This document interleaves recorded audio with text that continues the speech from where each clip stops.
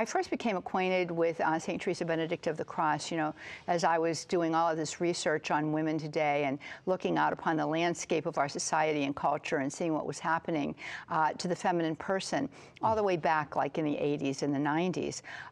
But she stood out to me as one who had a message for us that I think is very specific for our day and time. I kind of look at her as being used by God as a prophet, you know, and she inspired John Paul II. She was a phenomenologist, as was he.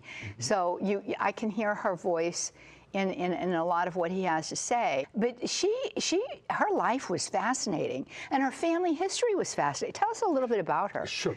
You know, one of the cool things is to go to the house where she lived, where her family lived. And it's well worth visiting the place. It's not large, but it's got some cool things. And you get a perspective on why she became such a strong woman. First of all, there's a great photograph of the whole family.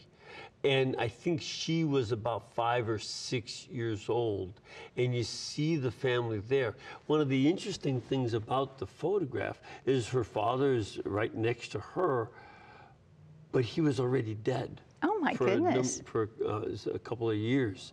And so they photoshopped him into that picture back about 1896 or 97 when they took it. It's really remarkable that they were already, I know that they were becoming very clever with photography and they could Photoshop him in there. It also brings out something else, that though he was gone, and she didn't really know him, he remained a very important presence in the family.